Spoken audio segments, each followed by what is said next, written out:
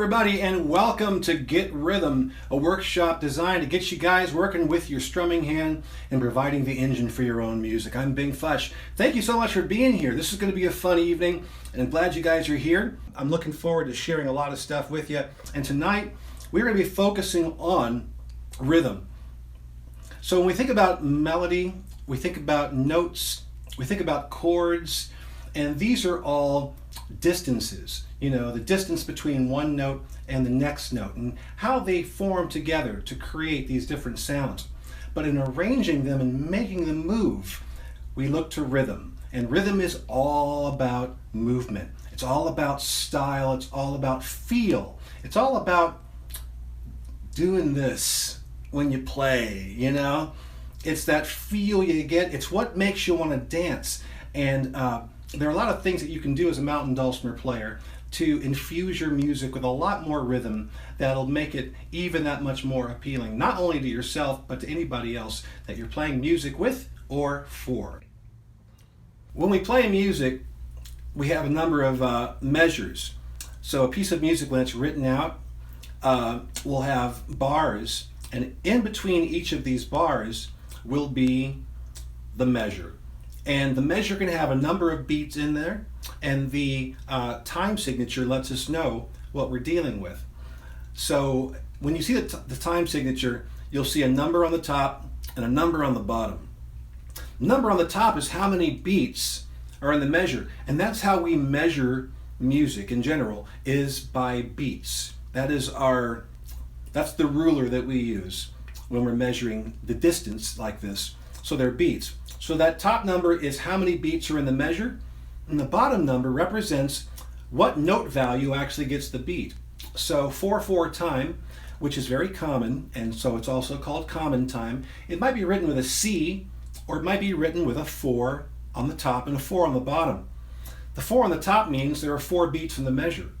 The 4 on the bottom means the quarter note gets the beat, 1/4 of a whole, a quarter of a whole. So the quarter note gets the beat. Sometimes this might be 3/4, waltz time. 3 beats in the measure, the quarter note gets the beat. Sometimes this might be 3/8, where the 3 beats in the measure, but the 8th note gets the beat.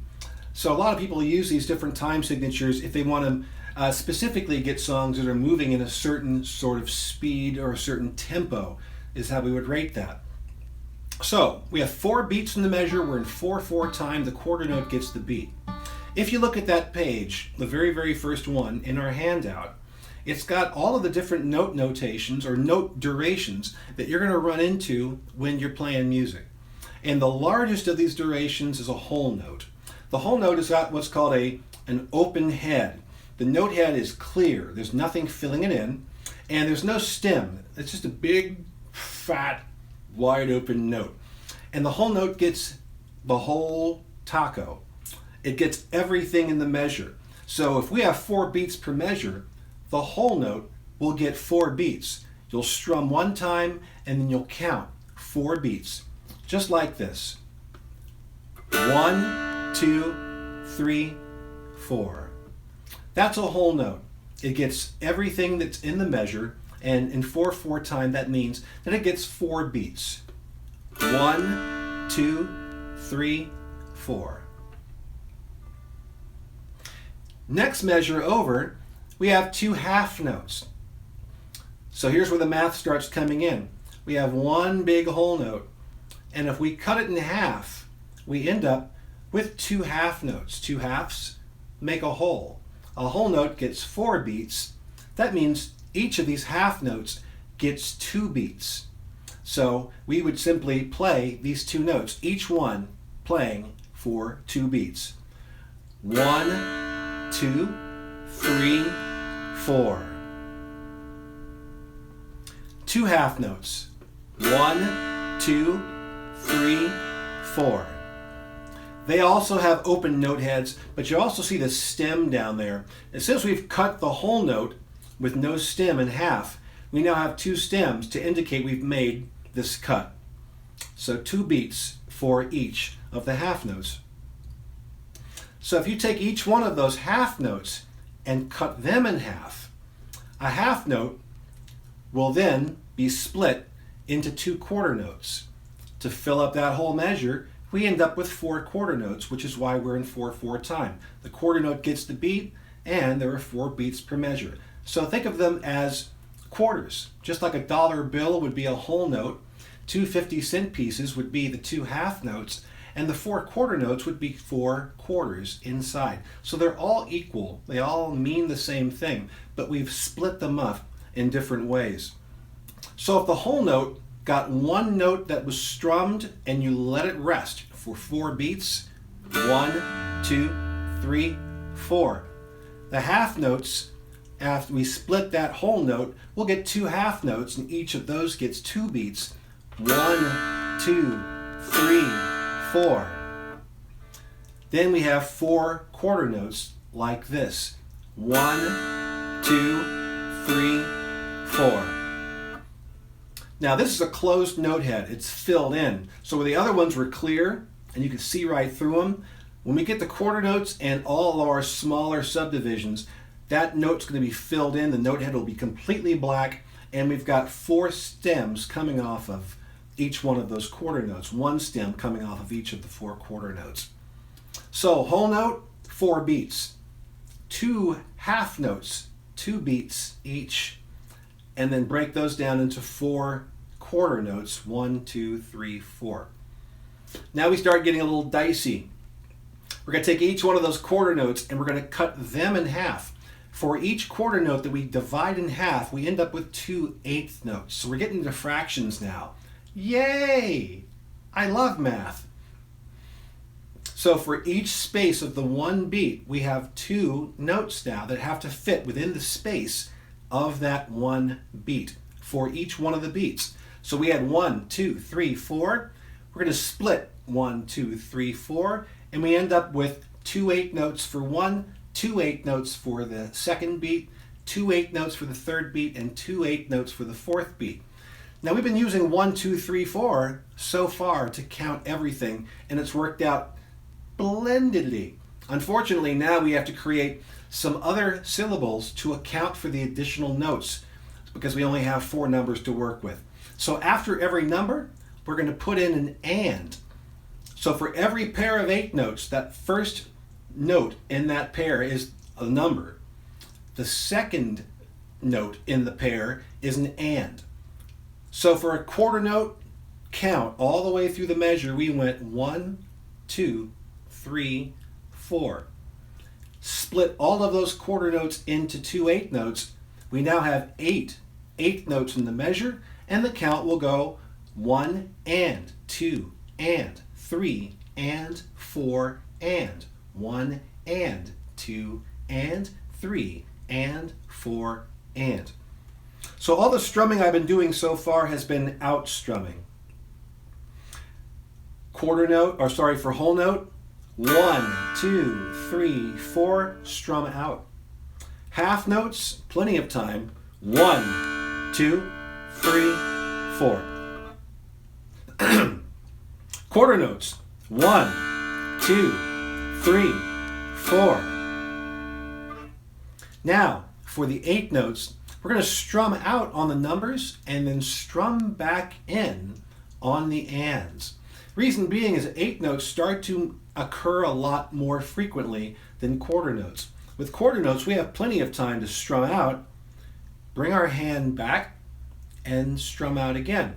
If you're a primarily inward strummer, just reverse everything that I'm saying. You'd come in, and then come in again for quarter notes, whole notes, half notes. But for 8 notes, you'd want to come in, then go out, in, then out, in, then out. And alternate your directions, whether you're an inward strummer primarily or an outward strummer primarily. We're going to divide those up like this. 1 and 2 and 3 and 4 and 1 and 2 and 3 and 4 and. Notice that I can count this with just counting 1, 2, 3, 4, not saying the ands. I'll strum all the 8 notes, but now I'll only count 1, 2, 3, 4. 1, 2, 3, 4. 1, 2, 3, 4. So see how those out strums, my main primary strums, the quarter note strums, are out. But I'm also sharing that quarter note space with an 8th note, and I'm coming back in on the ands and breaking each of those quarter notes up into 2 strums that happen within the space of 1 quarter note. Here's quarter note going to 8th note, back to quarter note, and then back to 8th note. 1, 2, 3, 4. 1 and 2 and 3 and 4 and 1, 2, 3, 4. 1 and 2 and 3 and 4 and 1, 2, 3, 4. 1 and 2 and 3 and 4 and 1, 2, 3, 4. 1 and 2 and 3 and 4 and. All right. One more to look at here, and that's going to be our 16th notes. So we could take each one of those 8th notes now and break them in half and get 2 16th notes. So mind you, a quarter note split in half creates 2 8th notes. So our structure goes 1 quarter note, 2 8th notes. Now each one of those 8 notes breaks into 2 16th notes, which means we have 4 16th notes for every quarter note. Quarter note, 2 8th note, 4 16th notes. They all happen within the same space of time. So even though we're moving ourselves more quickly to accommodate all those notes, we're not actually speeding up. We're not actually increasing our tempo. We're just subdividing each individual beat and playing basically all of the beats in between. So sometimes what will get people confused is that they'll think about these 8th notes, 16th notes, 32nd notes, and they'll start speeding up to accommodate playing all the notes. But we're actually playing at the same tempo. We are just breaking them down into smaller compartments. So with the 16th notes, we now have 16 notes in the measure. 4 of these 16th notes sit in the space of 1 quarter note. So we now have 1 quarter note that equals 4 16th notes, the 2nd quarter note that ends up being 4 16th notes, the 3rd quarter note that ends up being 4 16th notes, and the third quarter note that ends up being 4 16th notes, and the 4th quarter note that ends up being 4 16th notes. To pack them all in together in the same measure, we have to add some more syllables. For the 8th note, we added and. 1 and 2 and 3 and 4 and. That accounts for 2 of the 4 16th notes. We now have to add 2 more kind of nonsense syllables to account for every single one of those beats inside of the quarter note. So we're going to add E and right? So it sounds like this. 1 E and That's quarter note number 1. 2 E and quarter note number 2. 3 E and quarter note number 3. 4 E and quarter note number 4. So four quarter notes, 1, 2, 3, 4, to 8th notes, 1 and 2 and 3 and 4 and, to 16 16th notes, 1 E and 2 E and 3 E and 4 E and 1 E and 2 E and 3 E and 4 E and 1, 2, 3, 4. 1, 2, 3, 4. 1, 2, 3, 4. So you can see how these quarter notes sit on top of the 16th notes. 1, 2, 3, 4. 1 E and a 2 E and a 3 E and a 4 E and a 1, 2, 3, 4. 1 E and a 2 E and a 3 E and a 4 E and a 1, 2, 3, 4. 1 E and a, 2 E and a, 3 E and a, 4 E and a. Needless to say, we are doing alternating pick direction with the 16th note strum, and it's going to sound like this. 1 E and a, 2 E and a, 3 E and a, 4 E and a, 1 E and a, 2 E and a, 3 E and a, 4 E and a. Let me put all of those together, and right before we put it together into a cadence, I'll look to the questions and see what we have. I'm going to go and focus right now on all the notes we've covered, from the whole note to the half note, to the quarter note, to the 8th note, and finally to the 16th note. Here we go. 1, 2, 3, whole note. 1, 2, 3, half note. 1, 2, 3, quarter note. 1, 2, 3, 8 note. 1 and 2 and 3 and 4, 16. 1 E and a, 2 E and a, 3 E and a, 4 E and a, 1. Whole note, half note. 1, 2, 3, 4. 1, 2, 3 for the quarter. 1 and 2 and 3 for the 8th, and 1 E and a, 2 E and a, 3 E and a, 4 E and a, whole note. 2, 3, half notes. 1, 2, 3, quarter notes. 1, 2, sorry, start a whole note. 2, 3, half notes. 1, 2, 3, quarter notes. 1, 2, 3, 8 notes. 1 and 2 and 3 and 4, 16. 1 E and a, 2 E and a, 3 E and a, 4 E and a, 1. All right. There are other subdivisions, 32nd notes, 64th notes, 128th notes, but we're not really going to be focusing on that. You probably will never see them in Mountain Dulcimer tablature, but then again, you never know. All right, let me look over here and see what we've got happening question-wise. We only have one. It's from Linda Brown. She says, hello from Oregon. Hi, Linda. How you doing? All right. Once again, if you guys have any questions whatsoever, use the Ask a Question link at the bottom of the page, and that will get you all situated, and I'll answer your questions. I'll be looking over here frequently to make sure everything's cool. You can also use that to say, whoa, slow on the brakes, or whatever else you might like. Okay, so we've looked at our whole note. That whole note is a clear note, an empty note head with no stem. It gets everything in the measure, all 4 beats. Cut that in half, we get 2 half notes. Each one of those half notes gets 2 beats. 1, 2, 3, 4. Also a clear note head, and they have 2 stems that come off of them, one off of each one. Quarter notes, black. They are filled note heads. Stem coming off of each one. There are 4 beats in the measure, 4 quarter notes.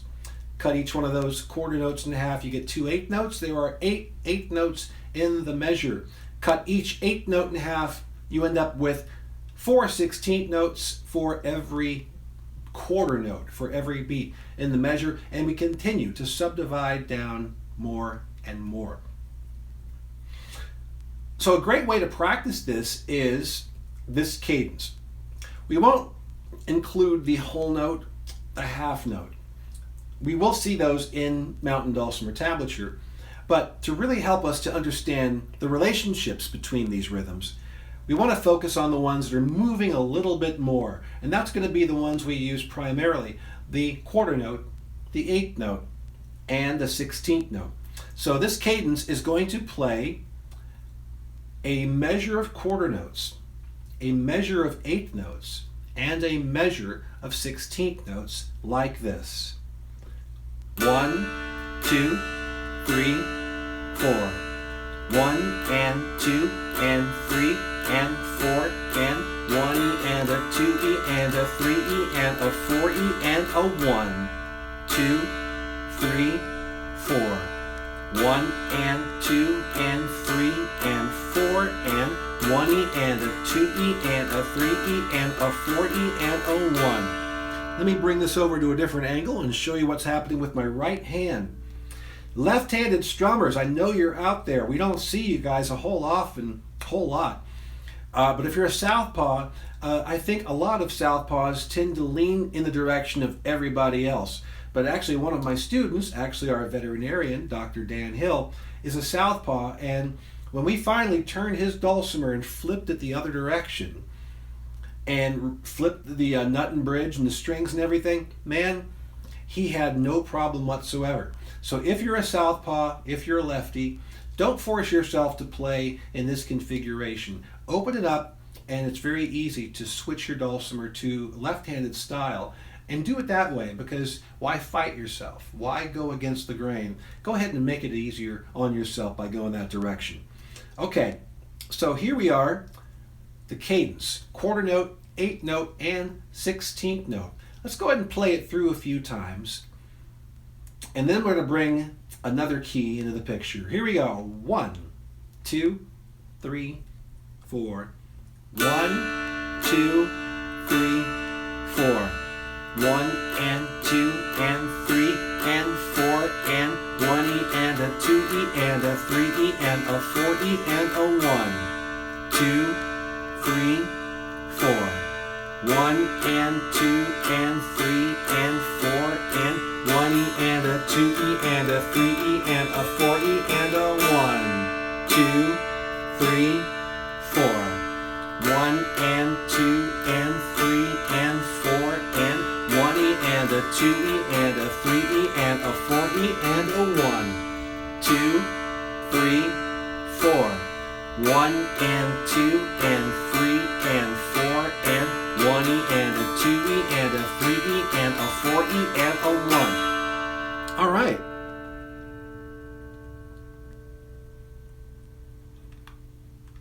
Now, many of you probably know what this is. This is a metronome. This is an old one. This is analog. This is so great. A metronome is a timekeeping instrument that gives perfect time. Now, as human beings, we can't do perfect time all the time unless you're Tony Banks from Genesis. Other than that, we have a human feel. We sometimes tend to speed up or slow down, either intentionally or not. It's not a huge deal, but you want to be as consistent as possible, and the metronome will help you do that. By practicing against this, like a plumb line, you use a plumb line and you hang it down to make sure that when you create a brick wall, that's not leaning in one direction or the other. The metronome is a plumb line for your rhythm. It makes sure that you're not speeding up or slowing down. It gives you an exact tempo to follow, and it's our duty at that point to try and match that tempo as much as possible. So typically a metronome will include a click, and that click is the beat. So if we're in 4/4 time, each one of these clicks right here would represent a quarter note. So we can use this to play our cadence. Now this is at about 96 beats per minute, and that's a bit fast for this sort of study. So if you have a metronome and you want to practice, I recommend dialing it down to 68 or 69 beats per minute. That's kind of slow, and what that's going to do is it's going to force you to sort of hang back a bit when you're strumming the subdivisions of the quarter notes. 8th notes and 16th notes, normally you kind of want to jump in there and be like, yeah! This is going to make you stop and be conscious of every single stroke, every single strum. So if this is our quarter note right here, I'm going to start off playing our cadence. Quarter notes are going to match that click. Then 8th notes I'm going to subdivide, so there will be notes in between these clicks. And then I'll go to 16th notes, and there will be even more notes in between these clicks. Okay, here we go. 1, 2, 3, 4. 1, 2, 3, 4. 1 and 2 and 3 and 4 and 1E and a 2E and a 3E and a 4E and a 1, 2, 3, 4. 1 and 2 and 3 and 4 and 1E and a 2E and a 3E and a 4E and a 1, 2, 3, 4. 1 and 2 and 3 and 4 and 1E and a 2E and a 3E and a 4E and a 1, 2, 3, 4. 1 and 2 and 3 and 4 and 1E and a 2E and a 3E and a 4E and a 1. All right. So that's the recommendation. And I hate to break it to you, but there is no plateau you reach as a musician where suddenly this no longer becomes necessary. We always have to constantly recalibrate our inner clocks to make sure that we're playing consistently without speeding up or slowing down unintentionally. And a metronome is the best way to keep us honest. So if you don't own one, pick up one. And there are all kinds of free ones you can get through your phones. Online there are free ones. Just make sure of a couple of things.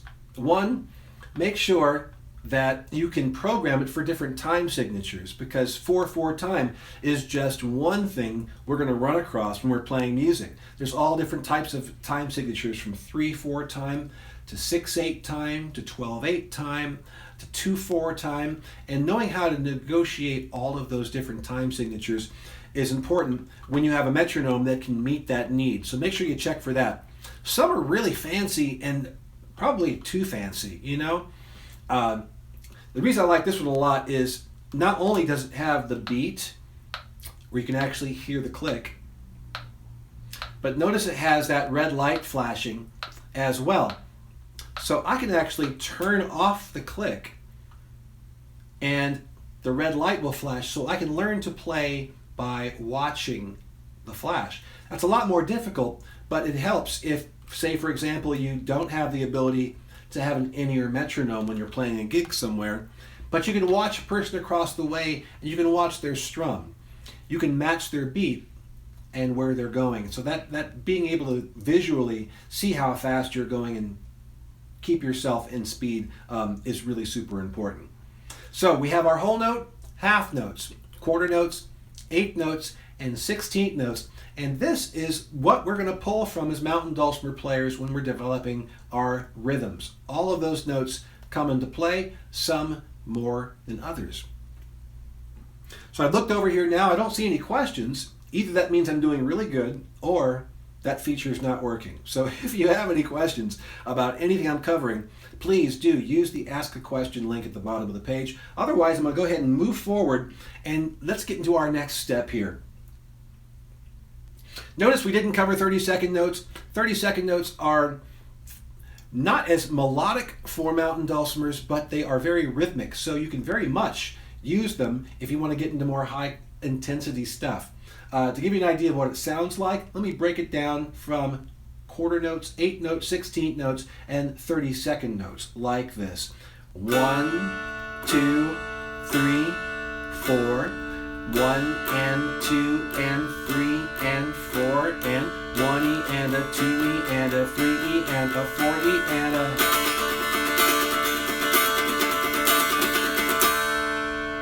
As you can see, we continue just to double down every single time we move through all of these. Same would go for 64th notes, 128th notes, as fast as your little hand can travel.